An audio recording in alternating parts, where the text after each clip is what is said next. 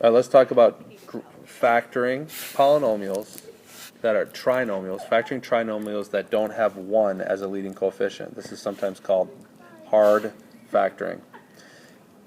There's a lot of different methods that you can learn. Some teachers teach borrow and payback or master product or different things. I prefer to just do a simple thing called guess and check. And the reason is because you're not going to remember master product or borrow and payback a year from now, much less 5 years from now, much less 2 months from now, because it's a big algorithm and it's hard to remember. But you can understand something like this where I say, hey, what's 3x? Let's see, I'm going to do this real quick in my head. Learning. -3, -4. If I say, hey, multifoil this back out, you can do that in your head. That's pretty easy. It's -4x, -9x, +3x squared, and +12. And when I put all those things together, -4x and -9x equals -13x. 3x squared equals 3x squared, and 12x is 12x. And you can see, oh, hey, how do I multiply this out? How do I multiply this red product out? I FOIL it. It's called foiling. And if I look at this and say, hey, guess what? I want to unfoil this. And so guessing and checking is basically going from this to that. It's the reverse of going from this to that, which is called foiling. And so the method I'm going to teach you is called guess and check, because we're going to take this trinomial and we're going to guess what our first ones are and our last ones are, so that our inside and outside add up to the middle term. Alright, that's a big summary, and here we go. Let's do it right now. Alright, so again, summary. So I just gave you a summary of what I'm doing, and now we're going to go ahead and do it. Here's what I do when I guess and check. I take this right here, that's my first, and I put it in the first places. I break it up so that that right there is my first. How many ways can I break up 3x squared? 3x and 1x. Or I could have said 1x and 3x. Okay? So I'm just going to put 3x and x. I'm guessing. Alright? My last is going to be right here. That's my last in my FOIL procedure. So how many ways can I make +12? Well, there's a lot of ways I can make +12. 3 and 4, 2 and 6, -3 and -4, -2 and -6, 12 and 1, -12 and -1, and I can switch them also as much as I want, right? So there's lots of ways I can do that. So I'm just going to guess something, and I'm going to guess -6 and -2. Now, you get smart at guessing stuff. See that negative right there? Because that term is a negative, I know, and this was a positive, I know that both of them have to be a negative. And you'll understand the more we do this. But so I guessed it. So that was my last. See how those L's, that makes my +12. There's a lot of options here for my last. And now the middle term, I'll do this in blue, there's my inside, and there's my outside. And what does my inside and outside have to equal? Outside plus the inside has to equal -13x.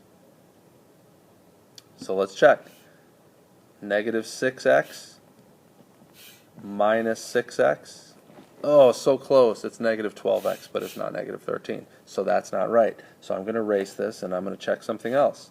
Instead of 6 and 4, let's try, how about 3 and 4?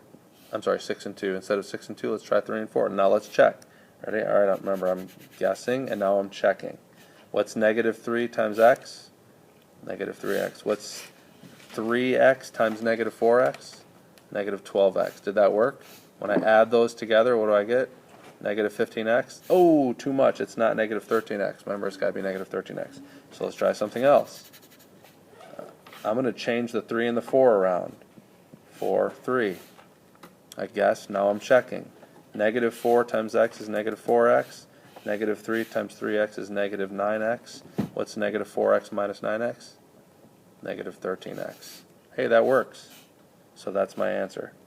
And if you don't believe me, FOIL it back out and you'll find that when you multiply this back out, 3x squared,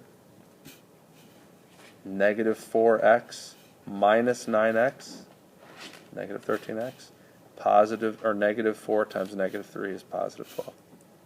Alright, let's do a couple more examples, and let's do that a little bit quicker. Alright, I'm guessing and checking. Remember, where did my first come from? It comes from here. So how can I break up 2b squared? 2b and b. There's not many other ways I can do it. By the way, don't write it as 2b squared and 1. Don't do that. You always want to break up the b, 1 on each. Okay? That was my first. Now what's my last? Remember, my last is right here. How many ways can I break up negative 7?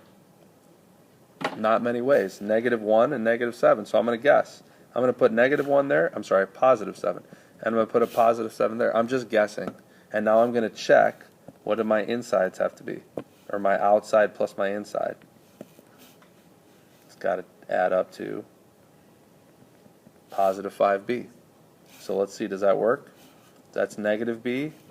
That's positive 14b. Does that add up to 5b? No, that adds up to 13b. So that's not it. Let's check. Let's just move them. Let's change the places. Let's make that 7, and let's make that 1. Now let's check. Again, I'm erasing because I changed my problem. I'm guessing and checking. Negative 7b plus 2b. What does that equal? Oh, so close. It's negative 5b. I wanted positive 5b. Hey, I can do that. I can fix that pretty easily by just changing my signs. What was that, a negative? So that should be a positive, and that should be a negative. Let's see what that does. It changes that sign, and it changes this sign, which means that sign becomes a positive 5b. That's it. Done. Guessing and checking. I know a lot of people say, this is so hard, it's so complicated. What if you never find the answer? Well, there's only a limited number of guesses you can make. And the more you do it, the better you get. Let's try one more.